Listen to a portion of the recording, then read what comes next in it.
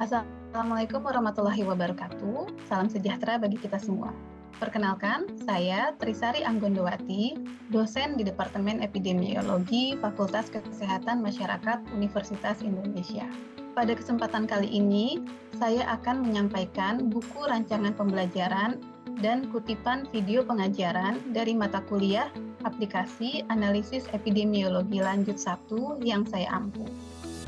Video ini saya buat sebagai bagian dari pemenuhan syarat video pengajaran uji kerja Tridharma Perguruan Tinggi Sertifikasi Dosen tahun 2026. Ini adalah dokumen buku rancangan pengajaran beserta nama-nama dosen yang mengampu mata kuliah ini. Mata kuliah Aplikasi Analisis Epidemiologi Lanjut 1 merupakan salah satu mata kuliah yang ditawarkan oleh program studi Magister Epidemiologi. Bobot mata kuliah ini adalah 3 SKS dan diberikan pada semester 2. Mata kuliah yang menjadi prasyarat adalah epidemiologi intermediate. Sedangkan mata kuliah ini menjadi prasyarat untuk mahasiswa mengambil kuliah aplikasi analisis epidemiologi lanjut 2 dan metode epidemiologi 2. Mata kuliah ini mencakup beberapa jenis model regresi dan penggunaannya dalam analisis data penelitian epidemiologi dengan fokus pada desain studi kasus kontrol dan cross-sectional. Topik yang dibahas antara lain regresi linear, baik yang sederhana maupun yang berganda, untuk analisis desain studi yang variabel outcome-nya bersifat data kontinu, kemudian regresi logistik unconditional dan conditional. Metode pembelajaran bersifat team-based learning dan project-based learning. Mata kuliah ini menggunakan bahasa pengantar bahasa Indonesia dengan metode pengajaran terdiri dari kuliah interaktif, praktikum, dan proyek analisis data. Capaian pembelajaran lulusan program studi yang dibebankan kepada mata kuliah ini adalah mahasiswa mampu dan terampil melakukan analisis epidemiologi lanjut pada studi cross-sectional dan kasus kontrol dengan melakukan pemodelan prediktif maupun kausal dan aplikasi terhadap berbagai jenis data menggunakan software pengolah data. CPL ini kemudian diturunkan menjadi 3 capaian pembelajaran mata kuliah atau yang disebut CPMK. CPMK pertama adalah mahasiswa mampu dan terampil melakukan analisis epidemiologi lanjut pada studi cross-sectional dan kasus kontrol. CPMK yang kedua, mahasiswa mampu dan terampil melakukan analisis epidemiologi lanjut serta menginterpretasikan pemodelan multivariat. Terakhir, CPMK yang ketiga, mahasiswa mampu dan terampil dalam menganalisis serta menginterpretasikan pemodelan match case control. Materi pembelajaran mata kuliah ini meliputi 13 bahan kajian, yang terdiri di antaranya analisis epidemiologi deskriptif, kemudian analisis studi kasus kontrol dan cross-sectional, analisis stratifikasi, konsep dan mengukur interaksi, kemudian analisis linear regresi dan logistik regresi, baik untuk model prediksi maupun model kausal, dan analisis conditional menggunakan regresi logistik dengan match case control. Ini adalah daftar pustaka yang digunakan dalam mata kuliah ini, terdiri dari daftar pustaka utama dan pendukung. Tentunya mahasiswa juga disarankan untuk menambah bahan bacaan dari sumber-sumber lain yang relevan. Rencana pembelajaran terdapat 16 sesi dalam mata kuliah ini. Sebagian besar dilaksanakan secara luring dan sinkronus, sebagiannya dilaksanakan secara daring dan sinkronus. Ini adalah rencana pembelajaran untuk setiap minggunya beserta sub CPMK, indikator penilaian, teknik dan kriteria, metode pembelajaran, materi pembelajaran. Bahan kajian yang dicakup dalam sesi-sesi ini merujuk pada bahan kajian yang telah disampaikan pada halaman sebelumnya. Pada minggu ke-9 akan dilakukan ujian tengah semester. Kemudian setelah itu dilanjutkan dengan sesi-sesi yang akan berfokus pada praktikum aplikasi dari analisis data yang sudah dipelajari pada minggu-minggu sebelum ujian tengah semester. Pada minggu ke-13 akan menjelaskan mengenai tugas proyek individu yang kemudian akan dikumpulkan pada akhir dari mata kuliah ini. Pada minggu ke-16 akan dilakukan ujian akhir semester.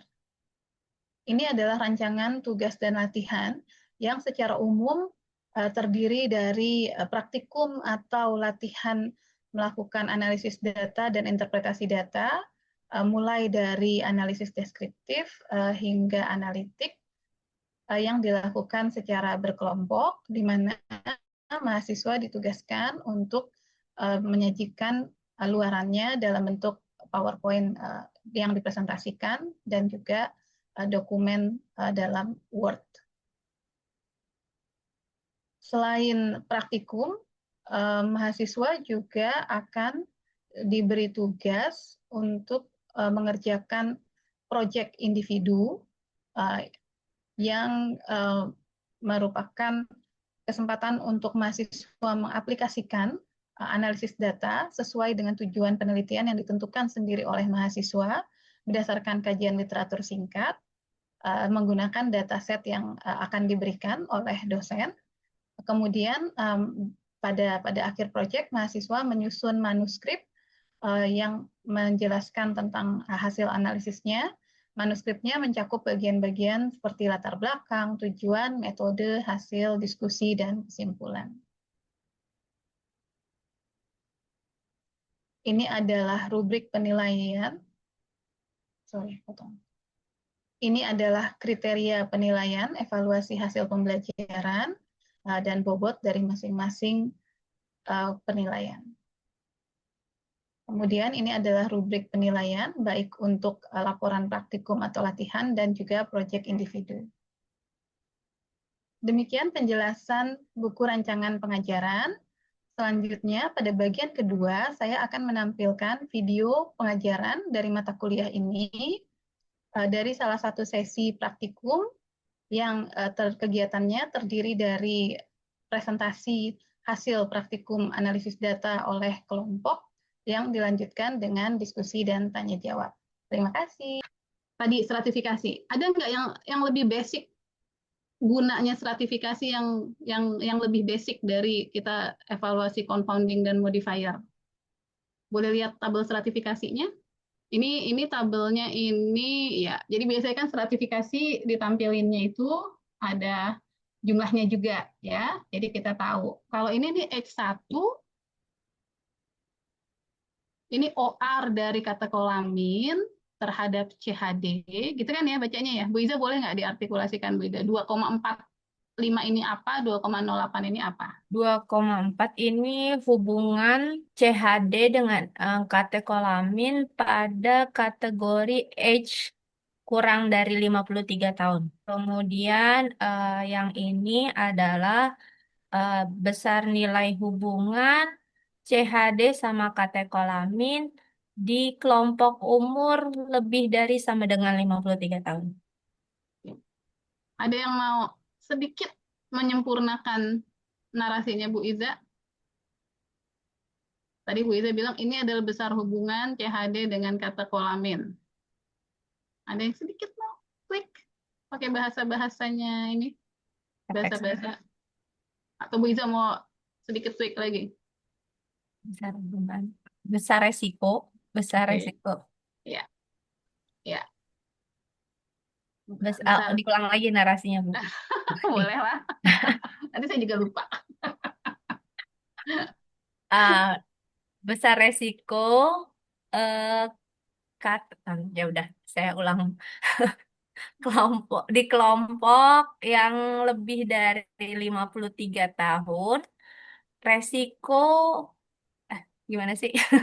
Pada kelompok yang lebih dari sama dengan 53 tahun, orang yang menggunakan katekolamin beresiko 2,08 kali terkena CHD dibandingkan orang yang tidak memakai katekolamin. Iya. Gitu ya, nanti tolong di praktikumnya ditulis seperti itu ya. Kenapa saya minta itu diartikulasikan? Karena jujur ya Bapak Ibu ya, ini kan kalau mungkin Bapak Ibu yang S3 karena di S2-nya umumnya juga nggak jauh-jauh dari EPIT, dari FKM gitu ya, jadi biasanya udah berhubungan. Nah mungkin teman-teman S2 yang S1-nya misalnya sudah lama atau S1-nya bukan di Kesmas, jadi ini adalah kadang struggle ketika udah di tugas akhir gitu ya. Uh, bahwa sebenarnya ini nanti kalau biasanya itu nanti begitu tugas akhir suka salah berpikir ini OR-nya age gitu. Jadi bacanya OR apa risiko apa orang yang umurnya 53 tahun atau lebih memiliki resiko mengalami CHD 2 kali dibandingkan yang usianya di bawah 53 tahun. Padahal ketika bicara stratifikasi, OR-nya tetap OR-nya katekolamin ya Bu Iza ya. Hanya dilihat pada kelompok usia kurang dari 53 sama 53 ke atas. Ya. Kemudian seringkali juga ketika RAN pakai stata, itu nggak langsung keluar kalau Bapak Ibu lebih dari 3, lebih dari 2. Ya. Yang keluar tuh OR-nya si variabel strata itu. Gitu. Bukan OR-nya si pajanan utama. Jadi hati-hati. Ketika nanti masukin ke tabel, hati-hati ini OR-nya siapa nih? Bener nggak output saya begini? Bener nggak komen saya? Gitu ya. Banyak Bapak Ibu kesalahan ketika di tabel stratifikasi di tugas akhir banyak, sering. Ya. Jadi hati-hati. Nah, kemudian bagusnya itu adalah ketika nampilin tabel stratifikasi, tampilin juga nilai NN-nya itu. Berapa sih di kelompok katekolamin positif, katekolamin, biasanya kan katekolamin yes no, age 01 gitu ya, itu N-nya berapa tuh di masing-masing kelompok itu. Atau di, saya lupa-lupa ingat deh, biasanya yang ditampilkan, sebenarnya kan ini berlayer ya, ada CHD positif, CHD negatif, katekolamin positif, katekolamin negatif, sama H positif, H negatif gitu ya. Jadi sebenarnya ini kalau tabel itu berlayer ya. Tapi apapun itu, Bapak Ibu bagus untuk lihat N-nya berapa. Jadi di H kurang dari 53, yang katekolamin positif ada berapa? Ada nggak yang punya tabelnya? Ada nggak tabel tabel ininya aja? Tabel output asalnya? Ini yang, kalau ini sama CHD ya, ya boleh bisa juga. Ada. Kenapa saya nanyain N Bapak Ibu? Kenapa saya nyariin N? 2,45 ini N-nya berapa sih? 2,08 N-nya berapa sih yang H1 katekolamin positif? Kenapa saya nyariin N Bapak Ibu? Untuk melihat distribusi besar mana yang terekspos dan yang tidak terekspos tadi berdasarkan kadar katekolamin tinggi dan rendahnya, Bu. Ya, arahnya ke sana ya, seperti Pak Johan sama Bu Resa ya. Gitu ya. Bapak Ibu yang lain silakan ya. Ini karena yang di screen yang kelihatan hanya sebagian, jadi maaf kalau ada yang unmute tapi saya nggak sebut namanya. Langsung unmute aja. Gitu ya Bapak Ibu ya. Tujuannya itu adalah kita getting to know our data. Ada nggak kategori-kategori yang jomplang? Ada nggak kategori-kategori yang Excel-nya terlalu kecil? Jadi nanti saya bisa udah punya red flag yang nanti saya tandain gitu ya. Misalnya nanti analisis stratifikasinya dia menunjukkan dia beda banget nih orang antar strata. Tapi saya ingat loh, N-nya dia emang kecil banget sih. Jadi ya mungkin lebih karena chance gitu ya. Toh dia juga nggak signifikan. Atau mungkin ada variabel-variabel yang jangan-jangan better digabung aja karena terlalu kecil. Gitu ya Bapak Ibu ya. Itu basicnya. Nah, kebutuhan selanjutnya adalah untuk lihat efek modifier ya dan confounding. Tetapi yang confounding ini sebenarnya sifatnya hanya indikasi aja. Jadi jangan terlalu difokuskan dalam artian gini. Pernah ada mahasiswa yang uh, dia malah salah relay-nya ke yang hasil stratifikasi. Di buku ngomonginnya cek confounding, Bu. Iya sih, tapi uh, makanya saya mungkin perlu sampaikan yang kalau yang di sini ini lebih ke indikasi aja. Kita ngantongin dulu deh, kita udah punya variabel-variabel yang kita flagkan untuk kita cek gitu ya. Tetapi evaluasi confoundernya akan lebih baik dari yang multivariat karena sifatnya sudah simultan dengan variabel-variabel yang lain. Gitu ya Bapak Ibu ya. Nah, kemudian kalau modifier ya undebatable, memang perlu dilihat pakai stratifikasi. Gitu ya. Nah, uh, modifier juga efek modifier saya nggak tahu waktu yang disampaikan Prof. Nungki boleh nggak kalau pernah nggak ada didiskusikan boleh nggak kalau efek hasil tes homogeneity-nya dia nggak signifikan tapi OR antar seratanya beda banget boleh nggak sih saya tetap anggap di efek modifier. Oke, jadi ini meran pada nomor 7 dan mereka yang merokok dan tidak merokok dan faktor lain. Oke. Nah, di sini nih nuansa efek modifiernya mulai muncul nih. Mungkin karena smoking itu tadi menunjukkan dia sebagai efek modifier ya, beda ya. Walaupun nggak signifikan tapi dia beda. Nah, berarti ya udah tinggal run modelnya. Udah benar yang dilakuin. Jadi ketika run model itu smokingnya nggak masuk ke dalam model ya kalau di sini ya, tapi kemudian distratifikasi pada yang smoke dan yang tidak smoke ya. Oke, jadi kayak dilakuin 2 kali. Di sini sebenarnya nge-run model tanpa smoking, tapi selected pada smoking 1 gitu ya Bu Iza ya. Terus run model tanpa smoking tapi selected pada smoking sama dengan 2, sama dengan 0. Oke. Seberapa beda sih CAT-nya? 1,25, 1, ini sama-sama nggak signifikan. Oke, lanjut.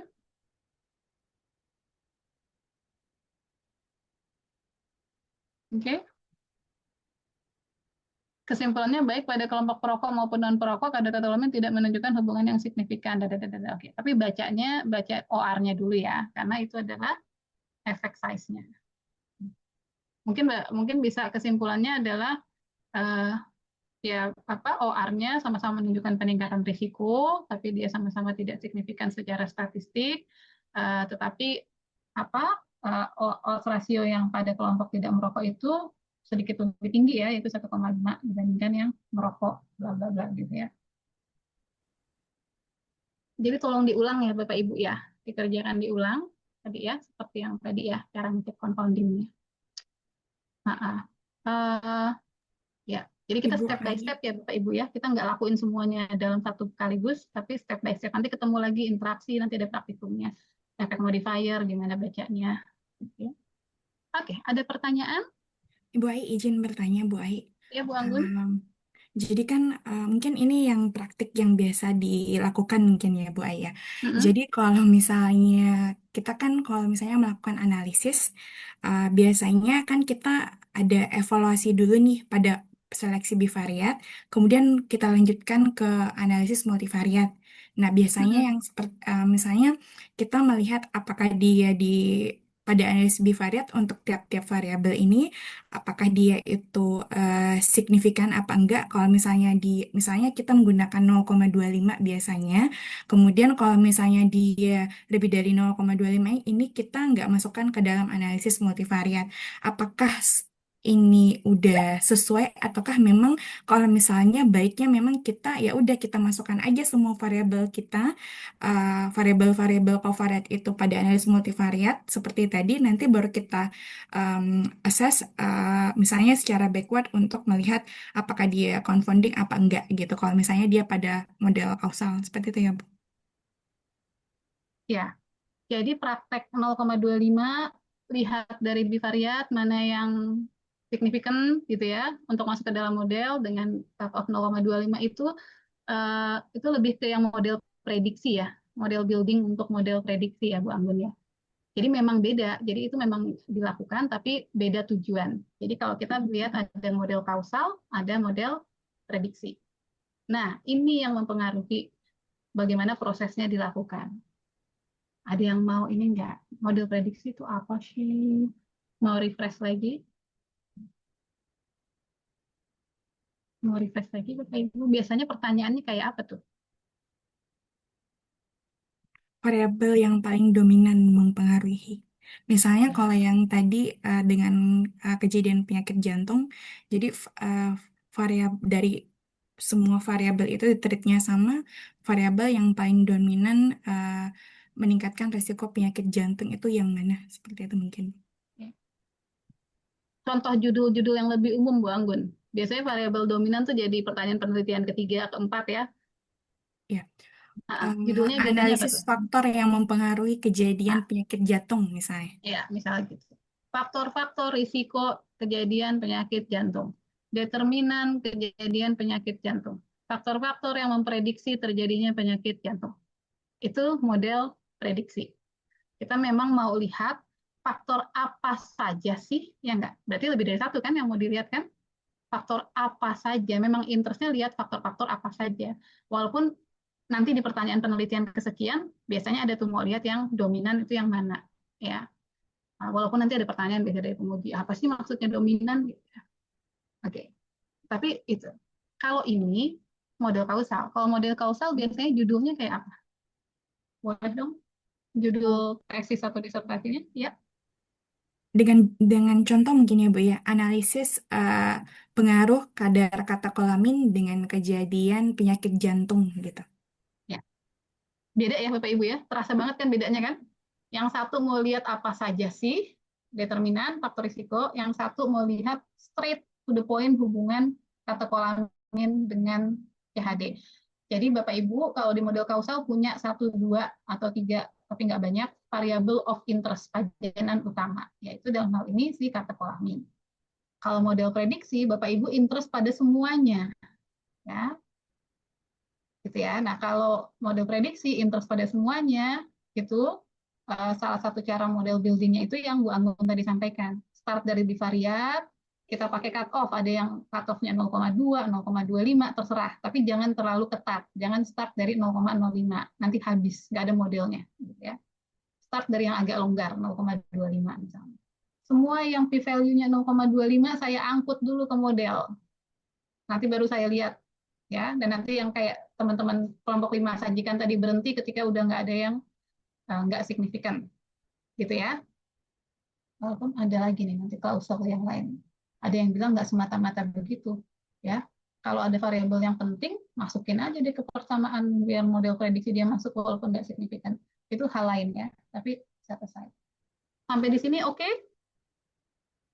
Oke ya, boleh dikasih jempol kalau oke. Sampai di sini oke ya. Kalau model kausal, udah punya yang saya tertarik. Saya nggak tertarik sama age, saya nggak tertarik sama smoking, saya nggak tertarik sama yang lain, saya tertarik sama katekolamin. Ya, jadi tujuannya menghasilkan estimate katekolamin yang murni, yang sudah dikontrol oleh para pengganggu yang harusnya dikontrol. Gitu ya. Untuk ini, tadi kita nggak rely ke p-value-an dari awal, enggak. Kita lihat, kita rely ke seberapa kuat hubungan variabel-variabel lain ini terhadap CHD. Kalau dia kuat terhadap CHD, bisa jadi dia mengganggu. Prinsipnya kan itu ya. Apalagi kalau dia kuat juga berhubungan sama katekolamin. Misalnya, orang-orang yang merokok cenderung katekolaminnya tinggi. Gitu. Berarti kan dia berhubungan sama katekolamin tuh. Ya. Tapi kalau dia ada di pathway, dia nggak boleh kontrol. Sampai di sini jelas Bu Anggun? Jelas baik. Jadi memang punya tujuan yang berbeda. Nah, saya boleh nambahin pusing nggak? Sedikit ya, supaya disclaimer aja. Tadi kan kita, kalau soal tadi memang udah ngasih tahu ya, kontrollah ini, evaluasilah A, B, C, D sebagai confounding. Ya kan di soal ngasih tahu ya, ya enggak?